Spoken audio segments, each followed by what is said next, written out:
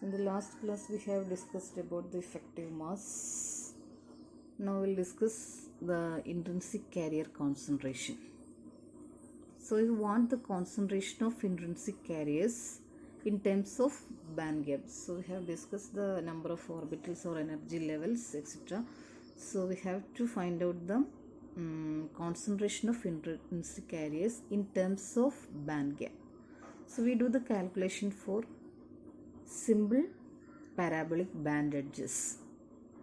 For the band edges which is parabolic in shape due to the nature of the equation or energy or energy levels. We first calculate in terms of the chemical potential mu, the number of electrons excited to the conduction band at temperature T.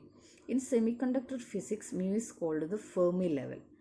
Mu is known as Fermi level. At the temperature of interest, we may suppose for the conduction band of semiconductor that E minus mu is very much greater than kBT. So for any temperature, we may suppose for the conduction band of a semiconductor, we are discussing in the case of semiconductor, the conduction band, for the conduction band E minus mu is very much greater than kB into T.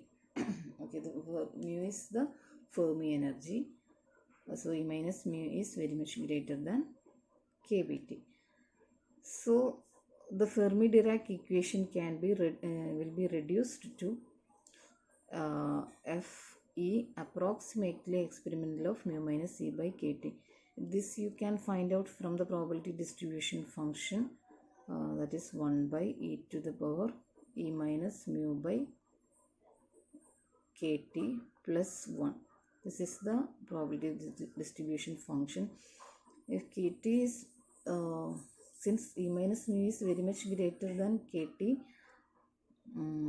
this value will be very, this one can be omitted because this factor will be very large. So that this will become 1 by e to the power E minus mu by kT. So this is nothing but e to the power mu minus b by kT. So this is the probability that a conduction electron orbital is occupied in an approximation valid when Fe is very much less than 1. Now the energy of an electron in the conduction band is represented as Ek as Ec plus h cut square k square by 2me, which we had discussed when we are discussing the effective mass. Okay, so I have shown here the figure. This is the conduction band and this is the band edge and this is the valence band and this is the band edge, and this will represent the energy gap. So the energy gap can be represented as Ec minus Ev, Ec minus Ev. So the energy in the conduction band, energy level in the conduction band can be represented as Ec plus the energy of that energy level. That's why Ec plus h cut square k square by 2mu. Okay. Here m is the effective mass of electron. Thus the density of states can be written as density of states the dN by dE. Number of allowed energy levels in the energy range E and E plus dE, which we had already discussed in the first two classes. Now this can be represented by this formula. We have derived this. So the density becomes 1 by 2 pi square 2me by here m is me by h cut square whole to the power 3 by 2 into Ve minus Ec whole to the power 1 by 2. Okay, instead of E, here it becomes E minus Ec. Now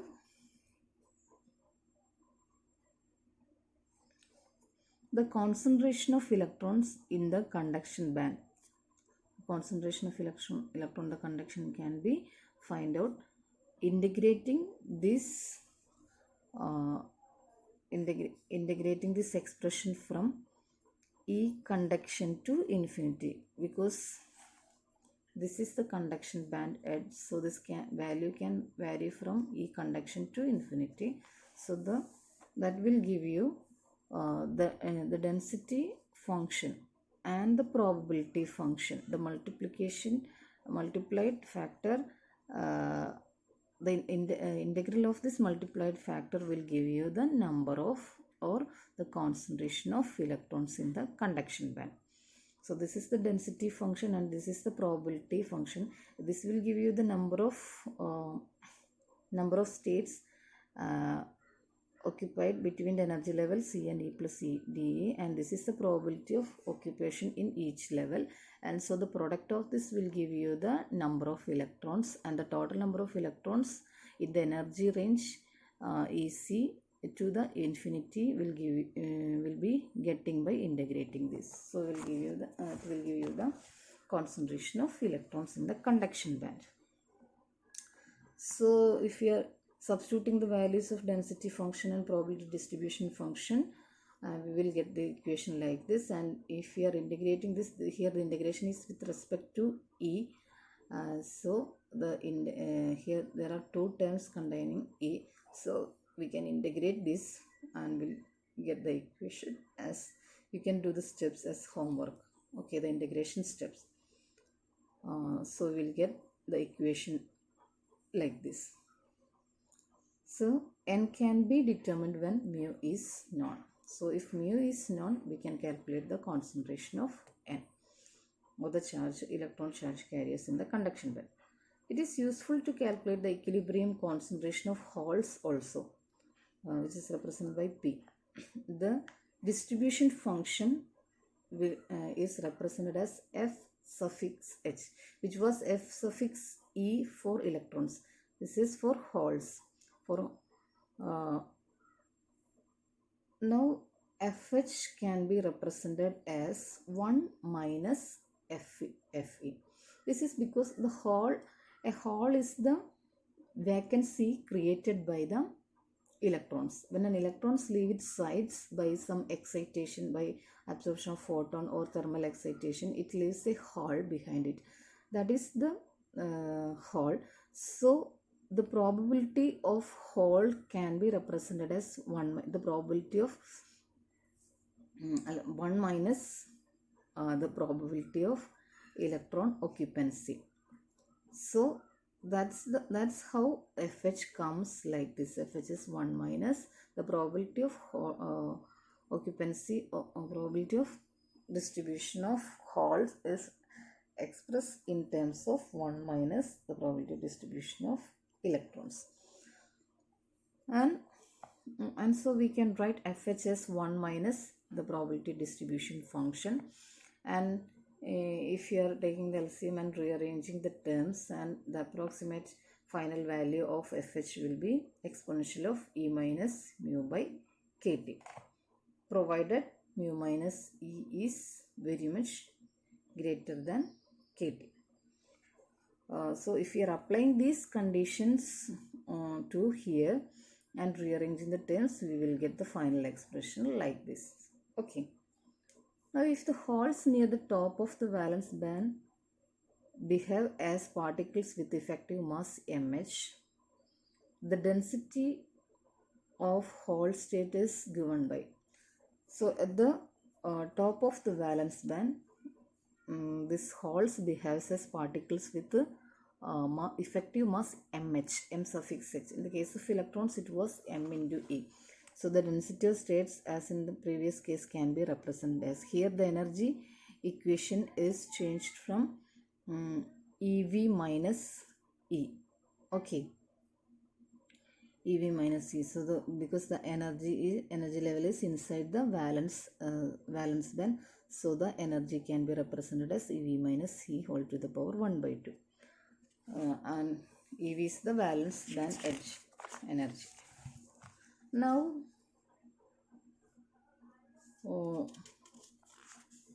substituting. So the concentration of these holes can be calculated by integrating the product of the probability distribution function and the density function.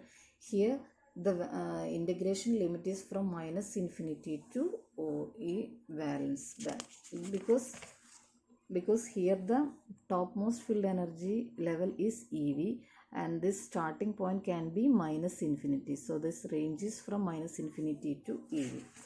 So we can write the integration limit as minus infinity to EV, and if we are substituting the value of density function and probability distribution function as in the previous case and integrating with respect to E will give you the final value like this. So we have calculated or we have found out the expressions for carrier concentration of electrons and holes separately. This is the concentration of holes in the valence band. So if we multiply together the expression for N and P to obtain the equilibrium relation with the energy gap, Eg is equal to Ec minus Ev. So what we are doing this is, in order to get the equilibrium concentration, equilibrium carrier concentration, that will be the product of this two charge carriers concentration N and P. So if we are multiplying these two equations and substituting for, we will get in the exponential EV minus EC.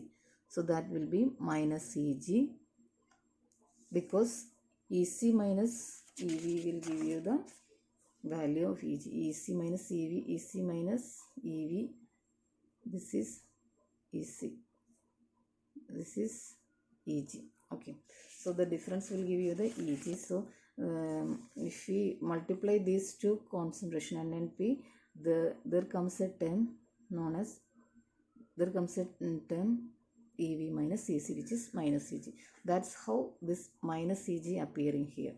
You can try it as, you just multiply this N and P and check whether this equation comes.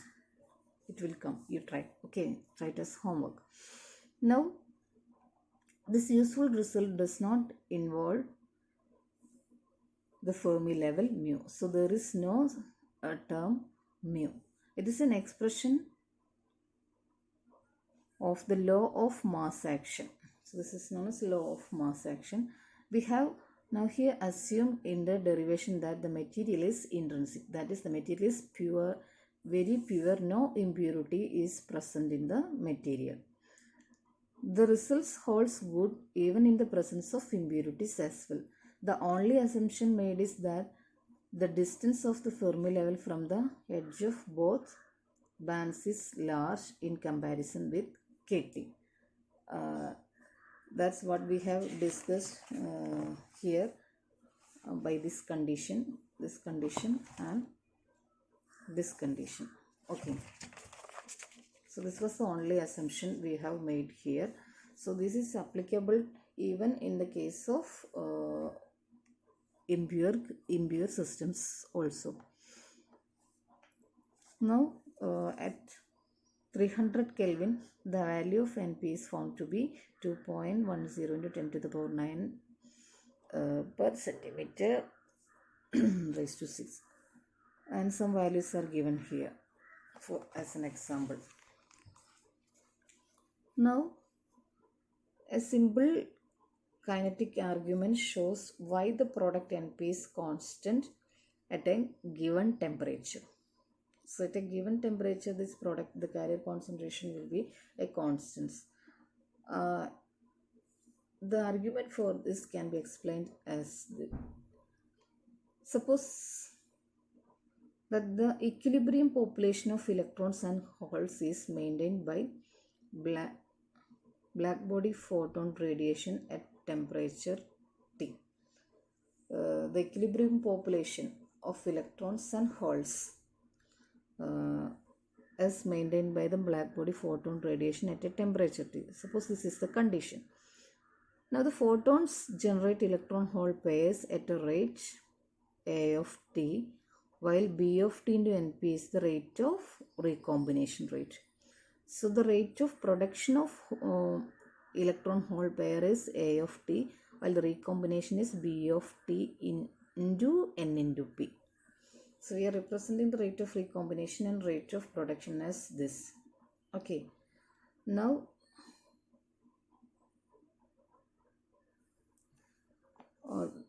the rate of recombination, so the recombination of electron and holes will give a photon. Okay, the recombination equation. Then dN by dt can be represented as A of t minus B of t into Np. That is dN by dt is equal to dP by dt. This is the rate of production of electron, this is the rate of production of holes.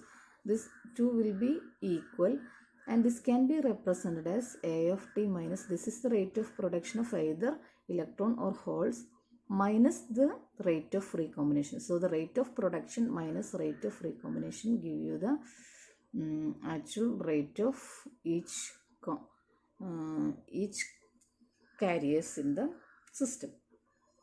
So at equilibrium, dN by dt and dP by dt will be zero. There is these factors will be 0. Hence, we can write Np as A of t by B of t. So if we are substituting this value, dN by dt is equal to 0, means A of t minus, I can write it here, A of t minus B of t into Np is 0. So which means A of t is equal to B of t into Np, so that Np is equal to A of t by B of t. So we will get N into P as A of t by B of t. Because the product of the electron and hole concentration is a constant independent of impurity. So we have already said that the product of the electron and hole concentration is a constant which is independent of impurity concentration at a particular temperature or at a given temperature. So the introduction of small impurities to the system may increase the concentration of N. So adding the impurity may increase the value of N. So in order to maintain the Np a constant, P must decrease. This result is important in practice. That is, we can reduce the total carrier concentration N plus P in an impure crystal, sometimes anonymously by the controlled introduction of suitable impurities. Such a reduction is called compensation. Because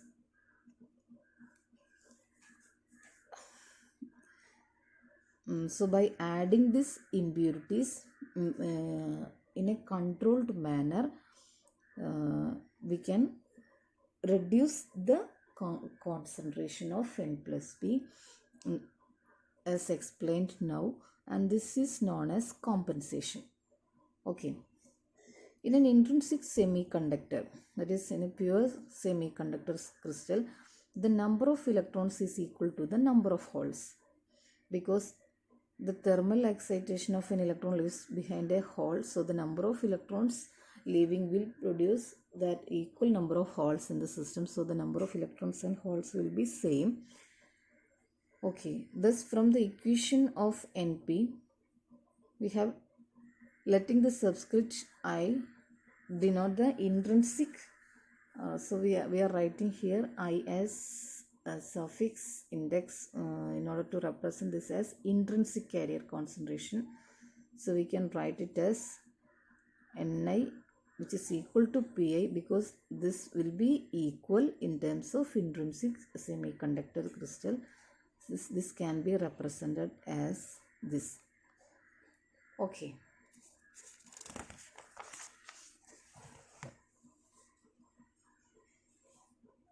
So the intrinsic carriers depends exponentially on Eg by 2kT.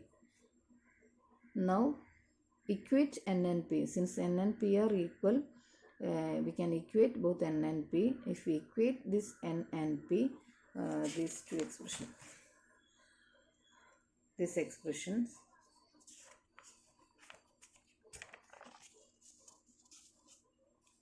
we will get exponential of 2 mu by kt as mh, this is mh by me all to the power 3 by 2 into exponential of Eg by kt. You just write down this equation and equate both, you will get this. Okay.